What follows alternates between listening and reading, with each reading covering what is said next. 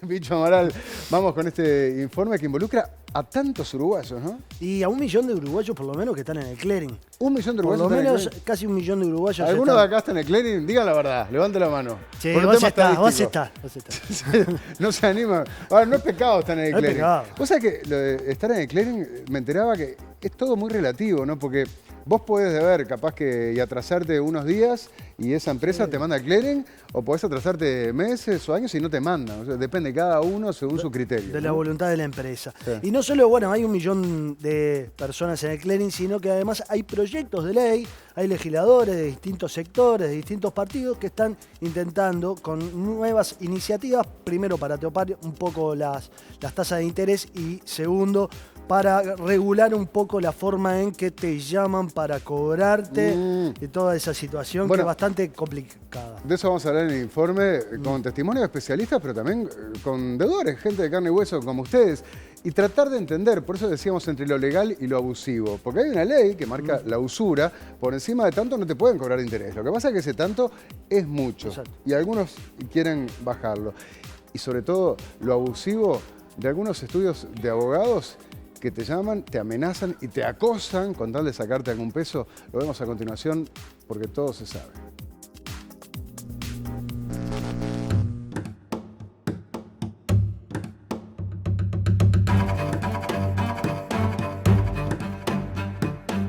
Hoy en día, casi 1 millón de uruguayos está en el clearing por deudas impagables y en el sistema político existe la preocupación por hacer modificaciones legales para bajar las tasas de interés y ayudar a los deudores a salir de situaciones agobiantes.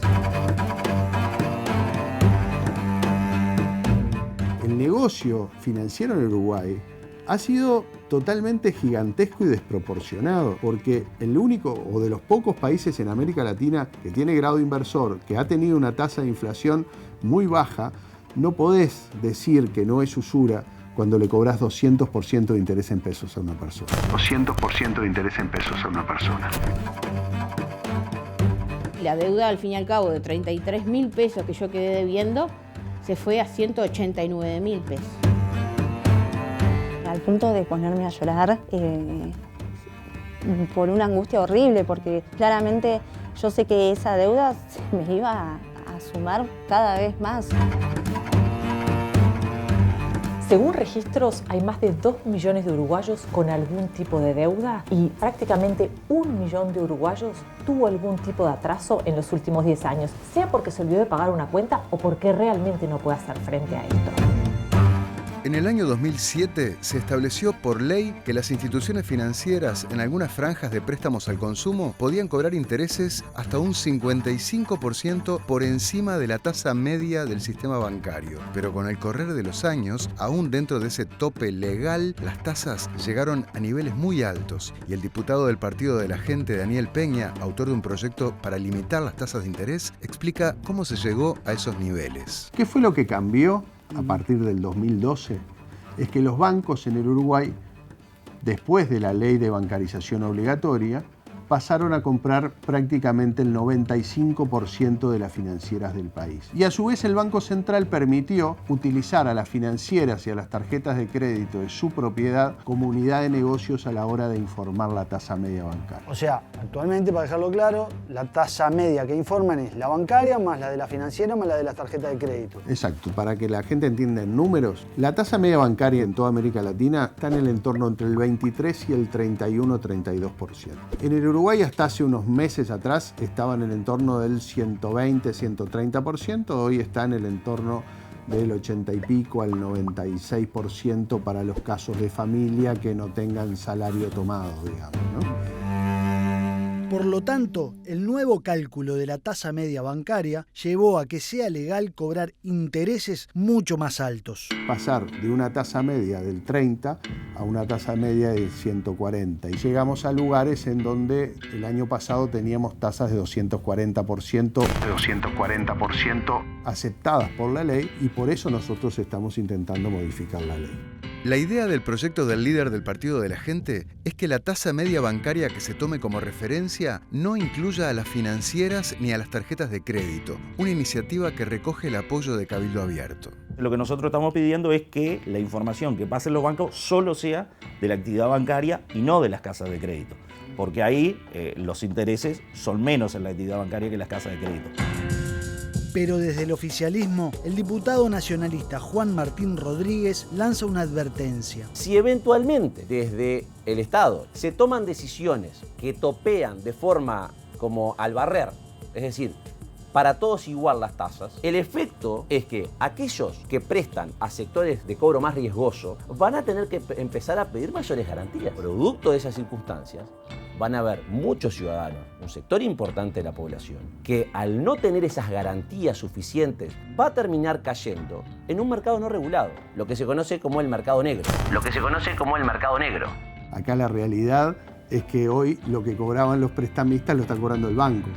¿Las financieras tienen tasas de prestamistas? Más altas. Yo te diría que hace muchos años que hoy los prestamistas privados fuera de la ley prestan más barato que el sistema financiero uruguayo legalizado.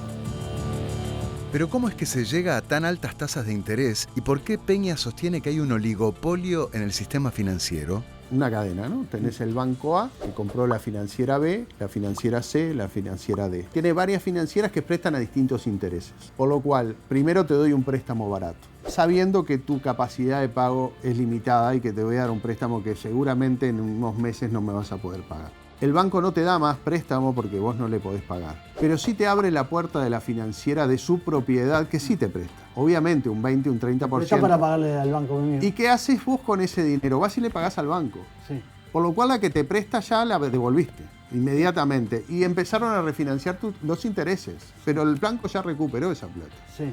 Cuando la financiera B le dejaste de pagar y te canceló y no te presta más la financiera B, ese mismo banco te abre la puerta de la financiera C. Y esa financiera C te presta plata, obviamente, entre un 20 y un 30% más cara, y vos terminás pagando parte de la financiera B para que no pases a esa muerte civil que tanto se quiere defender, y esa cadena termina funcionando perfecto hasta llegar a la última cadena de incobrabilidad.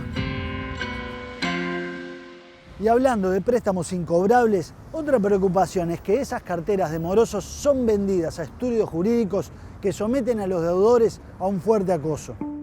En los últimos días, Santo y Seña recibió miles de mensajes de personas que sufren por créditos que alguna vez sacaron y que por distintos motivos no pudieron seguir pagando. Y hace más o menos 6 años que empezó con una financiera que me había quedado sin trabajo, se me dificultó pagar. Bueno, yo fui y para intentar pagarlo hice un convenio, el cual fue un disparate. Yo tenía una deuda de 33.000 pesos con esa financiera y me hicieron 36 cuotas de 3.000 pesos, que era un disparate. Pagué las 6, 7 primeras cuotas, después sí se me hizo, no pude. Mi esposo se había quedado sin trabajo y yo digo, no tengo ninguna entrada, digo por mí, porque tengo problemas de salud. Por su parte, Malena había sacado un préstamo de unos 70.000 pesos para hacer arreglos en su casa justo antes de que empezara la pandemia, en marzo de 2020, y la enviaran al seguro de paro. Se me hizo muy difícil. Me acerqué en su momento a querer hacer un convenio, porque mi idea es, obviamente, es pagar, y no aceptaron lo que yo les quería entregar. O sea, ellos te ponen un monto de cuotas, son 36 cuotas y un monto fijo. O sea, te estiraron muchísimo más tiempo. Exactamente. ¿Y el monto fijo de cuánto era? Y en su momento eran 3.000 y pico, casi 4.000. Casi 4.000 pesos por mes durante 36 meses para refinanciar lo que no habías pagado, que eran unos 70.000 pesos. Exactamente. Mónica, por su parte, también se metió en un crédito para terminar su casa y cuando su marido se quedó sin trabajo, no pudo pagar más. Y fui pagando, pero iba pagando el mínimo y el mínimo y el mínimo y llegó un momento que no pude pagar ni el mínimo de tanto que se me había acumulado.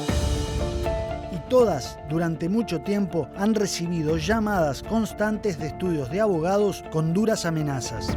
Debe ser 1 año y medio más o menos que me están atomizando estudios de abogados, que me han llamado. Tuve que hasta que cambiar el teléfono, el número, porque era horrible, aparte de la manera que me trataban. Si pudiste meterte en esa cuenta, que la obligación mía era pagarla, que a ellos no les importa si tengo problemas de salud o no tengo trabajo, que yo tengo que conseguir la plata de cualquier manera porque que me pueden embargar a mí o sacarle algo a mi familia. A los pocos meses ya Sí. te empezaron a llamar del estudio. Sí, toda hora, cualquier hora, fin de semana, mañana, tarde, noche, ¿no? El día sábado tuve a la mañana, fueron 8:30 de la mañana que me llamaron, una acalorada conversación con una señora, a la cual ponía en duda que yo estuviese en el seguro de paro. O me llamó otra vez un señor que no le importaba de dónde sacara, textualmente me dijo, no nos importa de dónde saques la plata. Le digo, pero yo no puedo salir a robar para pagarlo, porque mi idea es pagarlo, pero no el monto que ustedes me están exigiendo. Y ese no es nuestro problema. Y me dijeron que mi deuda en ese momento era, no sé, de 300.000 pesos más o menos. Pero si pagaba 80.000 pesos, quedaba la deuda saldada. ¿Ellos te decían cómo llegaban esos 300.000 pesos y eso? No, me dijeron, Te son decían los 300.000 pesos, estos son los números y manejate. No sé, porque tampoco pregunté, porque ya cuando me dijo 300.000 pesos, obviamente que no los podía pagar. Al fin y al cabo, de 33.000 pesos que yo quedé debiendo, se fue a 189.000 pesos. ¿Y te dicen cómo llegan a ese número? No me explican nada. Que todavía me mandaron un mensaje que si la pagaba en el momento, en vez de 189, era 148. Que me iban a sacar todo, ¿no? Que se iban a quedar con todas mis pertenencias aparte, ¿no? Podían llegar a entrar a mi casa y quedarse con cosas de mi domicilio. Yo cortaba la llamada y me angustiaba muchísimo. Me iban a presentarse con un alguacil en la puerta de mi casa y que me iban a embargar lo que tuviera, que me iban a hacer un juicio, que iba a ser demandada, que tenía que ver el modo de pagar, que no podía hacer, que fíjate que te sirvió la plata que nosotros te dimos y ahora no te querés hacer responsable. Yo les decía que sí, yo quería. No podía pagar la plata que ellos me decían. Te estresan, o sea, te hacen poner nervioso. Y un testimonio confirmatorio de las prácticas de estos estudios es el de Andrea, que trabajó en 3 de ellos y cuenta lo que tenían que decirle a los morosos, además de cómo los encargados los presionaban. Llamás por teléfono a la persona porque tenés una base de datos, llamas al deudor, cuando te comunicas, ellos enseguida, por lo general te están escuchando, si sos medio nuevo, con más razón todavía. ¿Los jefes? Exacto, los encargados más bien.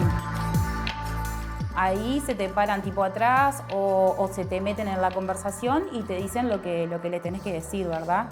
Tenés que, empezar a decirle que tiene una deuda, pero vos a esa deuda le tenés que agregar. Le decís, debe 100.000 pesos, si no los paga, se le van a iniciar acciones legales, se le va a iniciar embargo. Como vos a la persona le vas a decir que te debe 100.000 pesos, evidentemente la persona no va a poder pagar eso.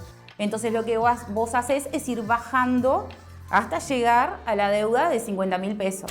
Es ir bajando hasta llegar a la deuda de 50.000 pesos. Es tanta la presión que le metes diciendo que le van a embargar, que va a ser un embargo genérico, que lo que hace es tratar de pagar la deuda de una, pero refinanciarle en el momento no podés. Tenés que llamarla varias veces hasta que la persona ves que no afloja y ahí sí se le puede hacer una tipo refinanciación. Frente a estas amenazas, la economista Bárbara Mainzer advierte que los deudores tienen derecho a conocer los detalles de lo que deben pagar y a tomarse su tiempo para tomar decisiones. La verdad es que la persona tiene derecho a saber, a entender bien cuál es su deuda, cuántos intereses tiene que pagar, cuáles son las alternativas que tiene. O sea, tiene derecho a poder tomar una decisión con tiempo. No lo pueden apurar y decirle, mira, resolvé mañana, pueden embargarte. Esa es la realidad. A ver, primero que nada, lo que hay que ver es lo que tú firmaste cuando sacaste el crédito, que ahí dice exactamente qué es lo que puede pasar, ¿sí?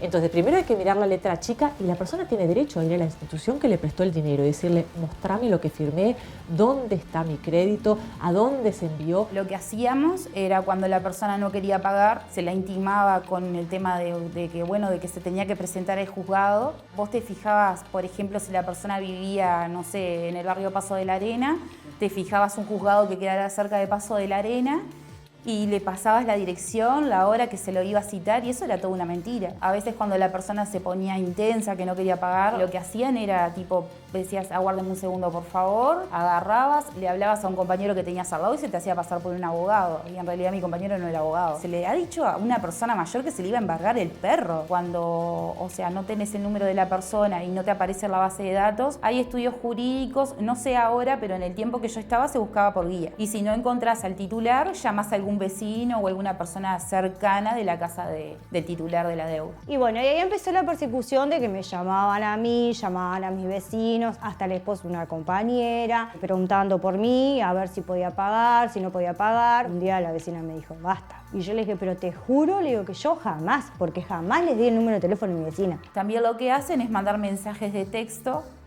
diciendo que tenés el celular comprometido con una deuda, no sé qué. Evidentemente te hacen esa jugada para que la persona llame, cuando en realidad no tiene nada que ver el celular. Lo que vos estás debiendo es una deuda, pero te agarran por cualquier lado, ¿no? Es imposible, pero viste, uno está mal porque te viven amenazando. Entonces, últimamente, la verdad, no atiendo ningún número que no conozco. Y me están llamando 2 veces por semana y hasta los domingos. Y hay un número que es de Argentina, porque una vez atendí sin querer y corté, y era de Santa Fe, Argentina. Los bloqueo, pero siempre aparecen números nuevos. En sí tengo miedo que suceda algo. Vos estás jugando con el sentimiento de la persona. O sea, vos le estás diciendo a la persona que le van a embargar todo, que le van a sacar todo.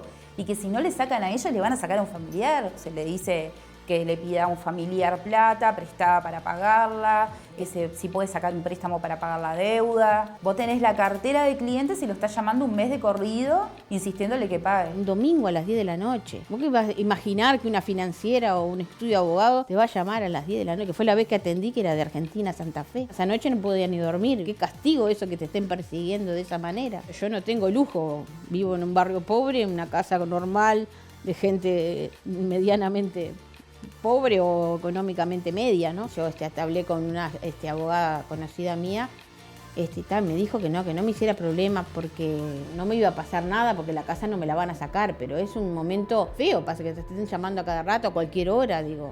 ¿Que tenés miedo que aparezca alguien? Que aparezca así, que venga el cartero y me deje un sobre, no sé, un llamado judicial o algo. Quieras o no, vos vivís con ese miedo siempre de que te pase algo, porque para uno es muy sacrificado conseguir lo poco que tiene, ¿no? Ahora no me están localizando porque cambié el número de teléfono, pero calculo que en breve me van a localizar porque si localizan un vecino, a mí también. ¿Y vos le dirás qué? Y lo mismo, que yo quiero pagar, pero que me tienen que dar la facilidad, no así la plata junta.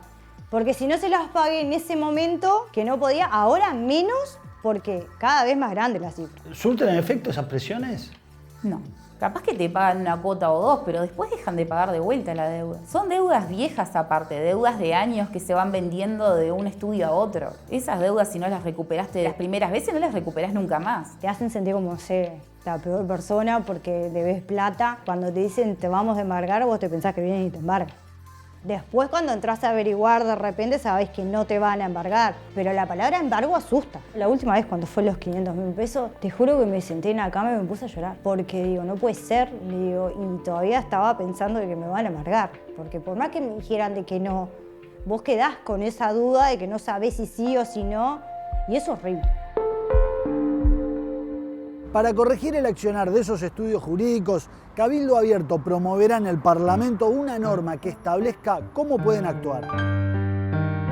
En esta rendición de cuentas vamos a presentar un artículo de crear un registro nacional de operadores de recupero.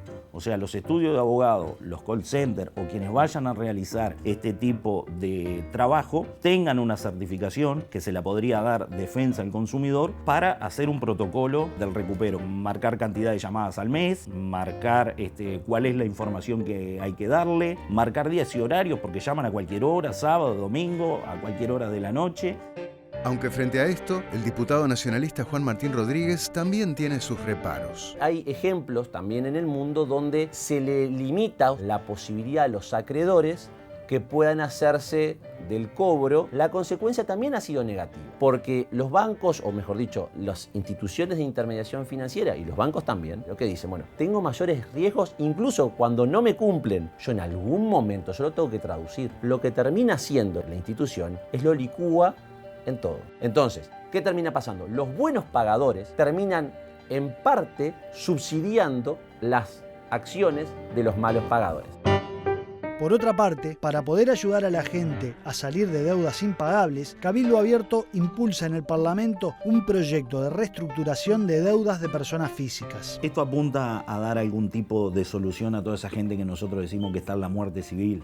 que están en categoría de incobrables en el Banco Central, que están en clearing de informe y que vienen de una bicicleta, como se dice comúnmente, arrastrando deudas y que si no es con alguna solución, alguna intervención del Estado, difícilmente puedan salir adelante. Nosotros planteamos crear una dirección o como se le quiera llamar en defensa del consumidor, donde la persona vaya, se presente y haga lo mismo que hacen las empresas cuando se presenta a concurso o concordato. Entonces diga, bueno, estas son mis deudas, estas son mis ingresos, quiero pagar, quiero salir de esta situación y ahí el Estado cite a los acreedores y buscar alguna solución, donde el Estado termine diciendo, bueno, esta persona puede pagar tanto en tantas cuotas, hay que ver los ingresos que tiene, que no supere determinado porcentaje de los ingresos, pero es una forma de poderle dar una solución a toda esa gente. Y a su vez, los legisladores de la coalición de gobierno trabajan para regular la publicidad de las financieras. Y no hay una sola propaganda de ninguna financiera que le diga la verdad a los uruguayos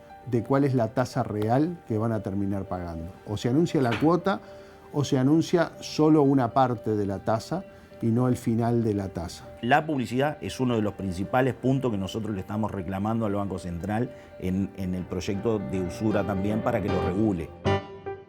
Para evitar entrar en esos créditos, la economista Bárbara Mainzer hace foco en la importancia de la formación financiera de los uruguayos. La deuda es una herramienta muy buena.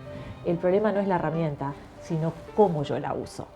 ¿Y los uruguayos la saben usar? No, falta mucho conocimiento, mucha educación financiera de cómo usarlo bien. ¿Qué tenemos que hacer diferente a la hora de endeudarnos? Bueno, primero que nada, preguntarme ¿para qué me endeudo?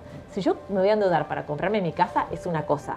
Si yo me voy a endeudar para comprarme el par de zapatos número 10, y bueno, es otra. Lo preciso, ¿puedo primero ahorrar y después gastar? Yo tengo que tratar de no pagar consumo presente en el supermercado y todo eso con deuda. Hay cosas que tengo que tratar de no sacar con deuda. Creo que 1 de cada 3 créditos son para pagar créditos anteriores, la famosa calecita. Cuando hablamos del costo del crédito, yo tengo que mirar no solamente la tasa que me dicen, sino yo tengo derecho a entender todas las condiciones, que me digan cuál es la tasa con todos los costos incluidos. Y después un error muy común es buscar un crédito con una baja cuota mensual.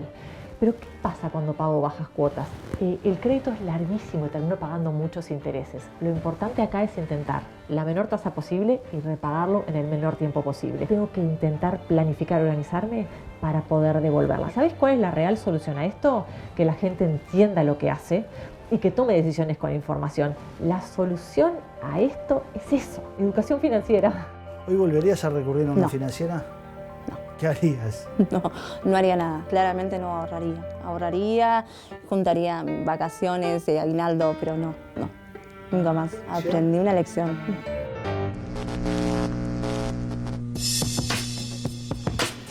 Ahí veía nuestro informe y por algo decíamos entre lo legal y lo abusivo. Es impresionante la cantidad de mensajes que llegaron en todos estos días que empezó a salir la promo, ahora durante el programa también. Claro, la cantidad de uruguayos que están endeudados. Y primero hay que decir lo obvio, pero si vos pedís un crédito, después tenés que pagarlo, ¿no? Y las reglas estaban claras y vos sabías. El tema es que capaz que no lo entendías. Por eso cuando hablamos de, Bárbara Mainzer hablaba, ¿no?, de cómo educar, ¿no?, al consumidor. Y sí, y también la información tiene que ser clara, ¿no? Porque a vos te pueden poner, como te ponen, de hecho, una cantidad de numeritos y así está, así, y después no caes en la cuenta de que en realidad tenés que pagar un huevo que nunca te imaginaste. Sí. Y luego lo otro, ¿no? Porque ya cuando pasaste a esa categoría de incobrable, de muy difícil cobro, van a los estudios de abogados, se venden esas carteras, que sí, verdaderos acosos como hemos visto, ¿no? Teníamos el testimonio muy valioso de Andrea Beglio. Bueno, es la que trabaja justo en unos estudios de abogados. En estudios de abogados. Ella, de uno la echaron porque ella no compartía ese criterio, esa forma que le inducían a tratar a las personas a las que llamaban, y en los otros se terminó yendo. En el último vio que era todo lo mismo y duró 20 días. Y decime, hay proyectos de ley que están en el Parlamento. ¿Qué chances hay de que finalmente sean aprobados? Bueno, parece haber ciertos acuerdos, hay reparos, ya lo vimos por parte del diputado Juan Martín Rodríguez. Nada más y nada menos del Partido Nacional. Que del herrerismo. Pero bueno, también hay otro proyecto del diputado Felipe Carballo, un proyecto de segunda oportunidad. De Frente Amplio, que ¿no? coincide con cabildo abierto en que haya un organismo que laude y que diga, bueno, le deben esto. Solo que el proyecto de Felipe Carballo establece que sea el Banco República que se haga cargo de las deudas y después los deudores le den al República. Y el República dijo, no. Y no, y ya... A mí no me toca, no me meten en este baile a mí.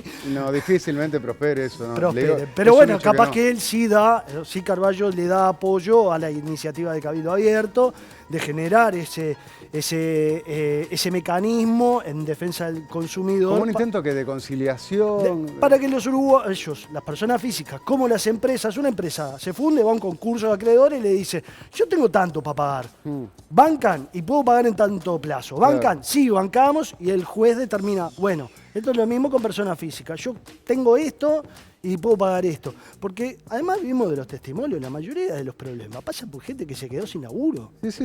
No es que no quiera pagar tampoco, es que no puede. El problema ¿no? es la falta de laburo. Sí, está bien. El problema en el que termina cayendo casi todos. Y a nadie le sirve que no paguen tampoco, ¿no? Claro. Entonces, bueno, es bravo eso. Ahora, ¿qué dice la autoridad en la materia? Pues estamos hablando de financieras, el Banco Central del Uruguay. Y el Banco Central del Uruguay también mantiene cierta cautela, pero está esperando a ver qué hace el Parlamento. A ver si aprueba o no una legislación donde la básica acá es bajar las tasas medias de interés para que bajen las tasas de interés que finalmente a los préstamos al consumo se cobran.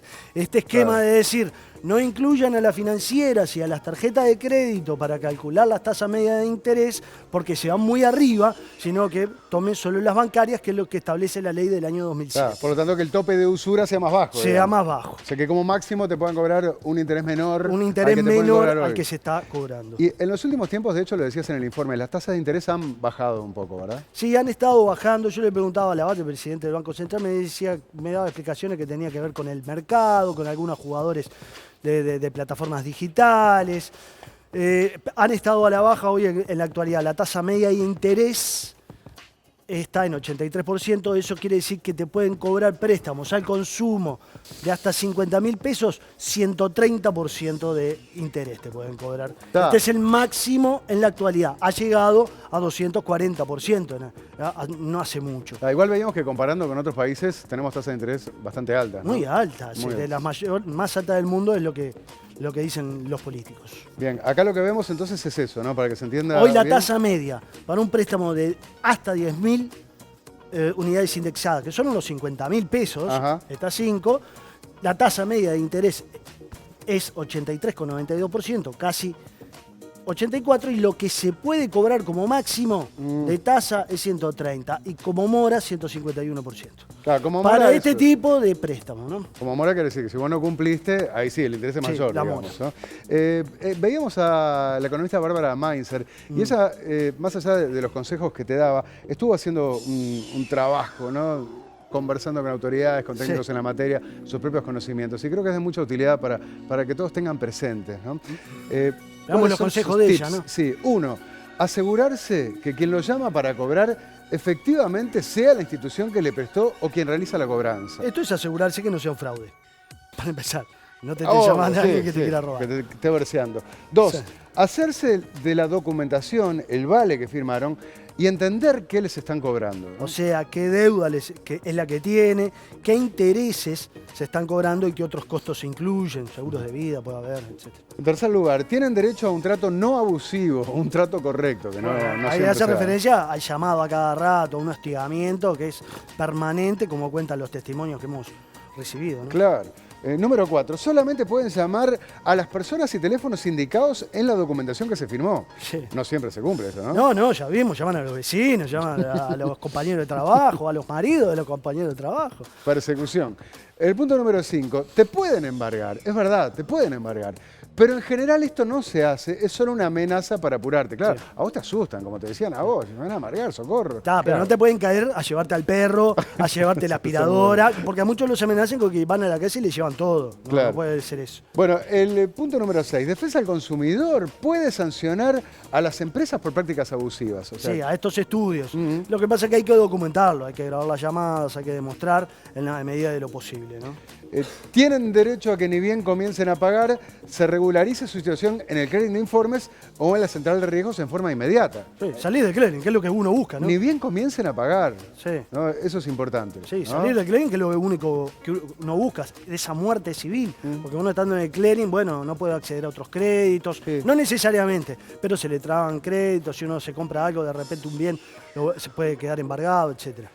Hay algo importante también. Vos podés estar en el clearing y igual otros pueden venderte y pueden financiarte. Eso pasa hoy. Sí, porque alguna ¿no? empresa puede decir, bueno, sí. no me importa, sí o no. Sí. Vamos con el siguiente punto, el número 8. Si la tasa de interés que se les está cobrando es de usura, además de ser un delito penal, tienen que devolverte todos los intereses cobrados. Es importante tenerlo presente. Sí. No sé si esto suele ocurrir, ¿no? Imagino que por general evitan estar sobre el tope de la usura, sí, ¿no? Digo yo. 9. Quien no tenga ninguna capacidad de pago, no se altere.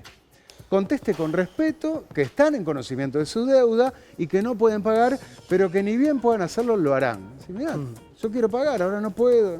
Tratar de explicar la situación. Número 10. Quien tenga capacidad de pago, que lo diga. Y si puede, negocie. El capital hay que pagarlo siempre, pero los intereses se pueden negociar. Y esto también te lo decía la que trabajó en los estudios de abogados, ¿no? Esos te asustan para después a ver cuánto pueden sacar. Después ir renegociando hacia abajo, ¿no? A ver, en los testimonios que recibíamos había alguna... Tenías la situación de Beatriz, esa señora, esta señora, repostera, que se quedó sin trabajo, tiene problemas de salud, ella... Tiene que permanecer generalmente sentada, su marido carpintero, se quedó sin trabajo, hace changas, ella hace algunas tortas que vende. Muy difícil que Beatriz pueda pagar, muy difícil que pueda pagar. Una deuda de 33.000 pesos, tendrían que darle unas facilidades y unos plazos que no le conviene a nadie. ¿Y cómo se multiplicó? Aparte? Claro. En el caso de Mónica... Vamos a recordar a Mónica, es la empleada pública que entró en dificultades cuando su marido se quedó sin trabajo formal. Su marido también era el mayor ingreso. Ella es empleada pública, tiene un ingreso fijo, pero el marido de ella era el mayor ingreso y en el que se sostenía para pagar esa deuda. Y bueno, no pudo pagar y ahora la llaman y dicen 300.000, 500.000 le llegaron a decir. Ella dice, yo pago, pero esa torta de plata yo no la puedo pagar. Y vamos a ver otro caso, ¿no? Este caso, el caso de Malena, la muchacha que fue a seguro de paro en pandemia. Ella tiene voluntad de pago, quiere salir del clearing. Ella arrancó el seguro de paro en la pandemia y recién ahora, el último mes, pudo volver. Estuvo en seguro total, seguro parcial y recién pudo volver a la actividad total ahora, ¿no? 2 años después. Y ella quiere salir, quiere sacarse, pero quiere, bueno, que le ofrezcan una negociación que para ella sea posible también. Muy bien. Gracias, Bicho, por este informe. Incontables los mensajes, esperemos que haya sido de utilidad para muchos de ustedes. Estaremos expectantes de qué ocurre con los proyectos de ley que se están analizando en el Parlamento.